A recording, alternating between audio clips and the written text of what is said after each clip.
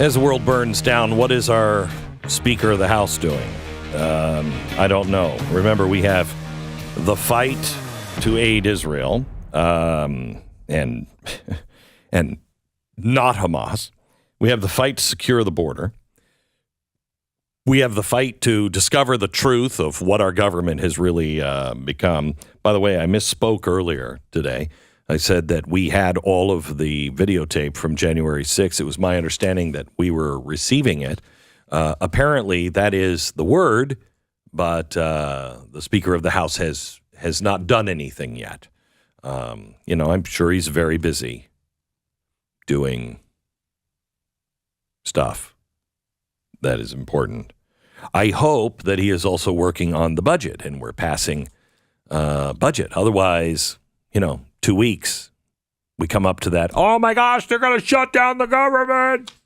It's good to have optimism for him and everything that he's going to do. However, I know that we're supposedly going to have access to all these tapes when McCarthy was in, so I can't imagine we're not going to get them now. Let me go to Chip Roy, who is our congressman from the great state of Texas. Hello, Chip. Hey, Glenn, how are you? Good. How is our new Speaker of the House so far? Mike's been doing a good job. We got 2 weeks of data.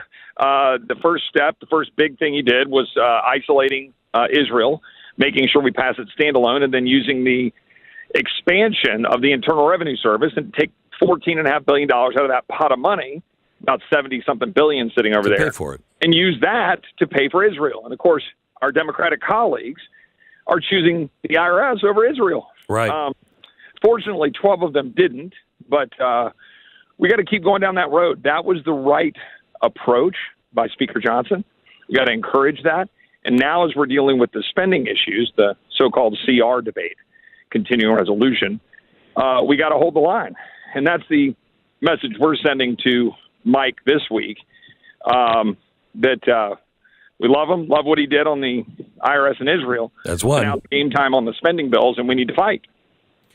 Yeah, we're in deep trouble with the spending, as you know, and the securing of our border. Nothing is happening there. Biden said he was willing to, secure our border. It shows he has absolutely no care in the world for the damage that is being done to our republic. Well, Glenn, you're 100% correct, and we've talked about this on your show. What's happening is totally indefensible, and you know that, and I know that, and every American knows that. The number of people who've come in, the amount of fentanyl, the amount of deaths, the amount of danger the Texans were put in, the impact on our economy, the $10 billion we've had to spend in Texas to do the job of the federal government. So we've got to do something about the border. Now, the current thinking in this town is that we need to leverage Ukraine in order to force border security. Now, the problem is, and I'm sure you're going to agree, well, that accepts the premise of Ukraine in the first place. Yes. So what we're trying to fight through right now is what debate do we need to have about whether any more money to Ukraine is acceptable or defensible, right? And so that's kind of a condition precedent we have to establish. And so we're trying to force that conversation, transparency, where the money's going to go, how it's used. Is it in our national security interest? And if so, is it enough of that to then warrant using it as a kind of, leverage point to force border security? So here's a hypothetical. We tell the Democrats, look, your whole lives depend apparently on funding another country's proxy war. So, okay, you want to do that. So let's say $36 billion over 12 months. I mean, this is hypothetical, Glenn. I'm not advocating this. If you do that and we say $3 billion a month, provided, however, there are no releases of any individuals into the United States, period. And then we'll dole out that $3 billion as a way to leverage and force Biden, who has no interest in following the law.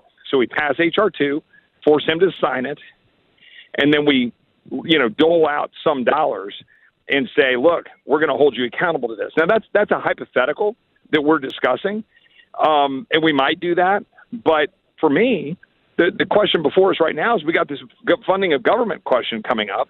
And I just want to ask you and the people listening to your show, Do you think that I, as an elected member of Congress, should agree to continue funding at the Nancy Pelosi spending levels of last December? No. And keep funding DHS and keep funding Mayorkas and keep funding the United Nations and keep funding UNRWA and keep funding a DOJ weaponized against the American people?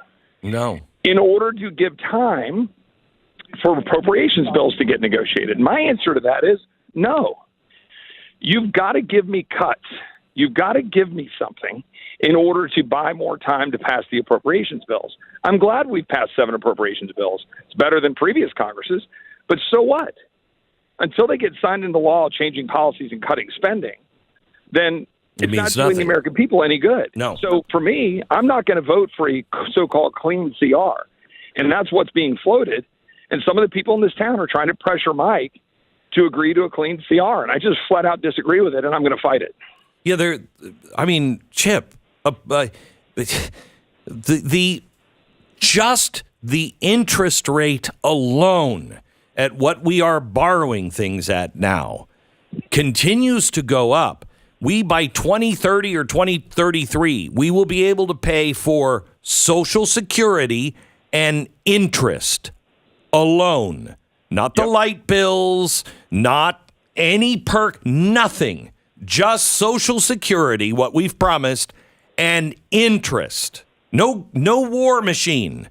What the hell is wrong with people in Washington? What do they think is going to happen? A 1% increase in interest rates increases our total interest load about $180 billion. Think about that, Glenn. And that's what we're doing. Well, I recommend you have a hard spine here. I don't think that there is any reason to not go back to the spending levels of 2019 before the emergencies. There's no reason. None. Can you give me one? No, Glenn, look, I'm with you. And so I will give this a little bit of a grace because it's important. Mike's come on the job. He's been here 2 weeks, setting up his team.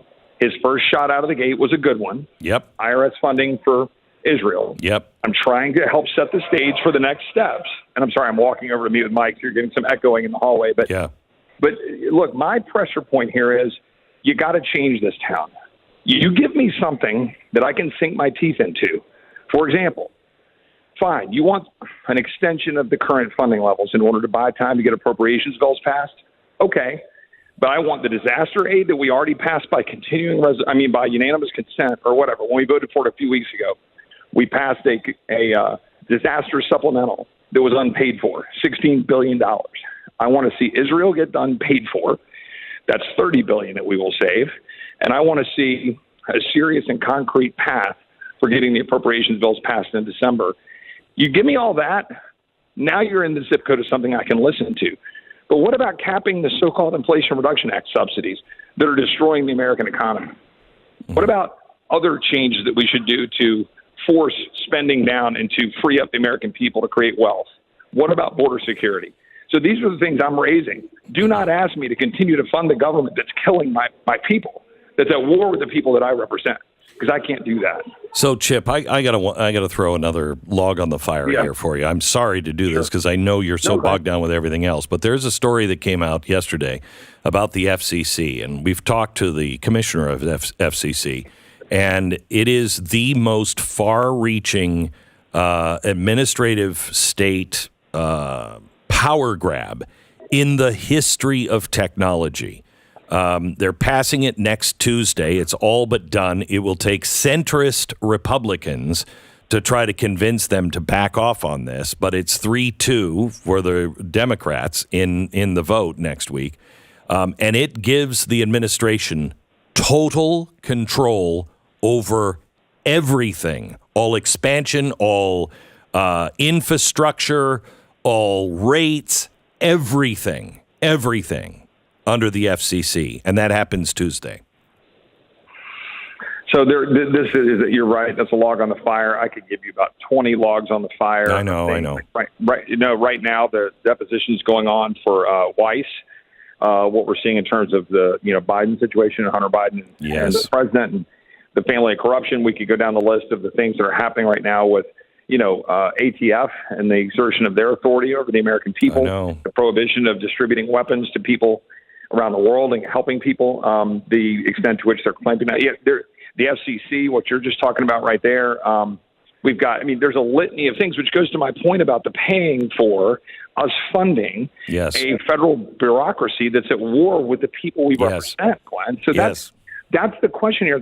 Look, I said it at the mic in front of Republicans this morning in the conference. I don't talk about private meetings very much, so I'm not going to say what other people said, but I will tell you what I said, which was, how on earth can we justify spending at the current level, that is last year's Nancy Pelosi levels, that 17 Republican senators joined with to pass? The rest of us opposed it. We all opposed it violently, and now we're just going to vote for it. Again, you're going to vote to perpetuate it. You're going to do that for 2 years. We're going to spend and fund a DHS that is leaving our border wide open, an IRS that's expanded and going after citizens, a DOJ that is weaponized and going after the American people, the FCC you just described, an ATF that's targeting the American people. We're going to fund UNRWA, right, which is funding Palestinians who are at war with the people of Israel. We're going to fund the United Nations that just voted against Israel and in favor of Hamas. USAID. In what universe would we do that? Not in any sane universe. Chip, go into your meeting. We'll say a prayer for you that you are filled with the right words and you do no harm and you can get across to the speaker and get him to do the things that he will know he needs to do. Thanks, Glenn. God bless you all. God bless you. As always. You bet. Bye-bye.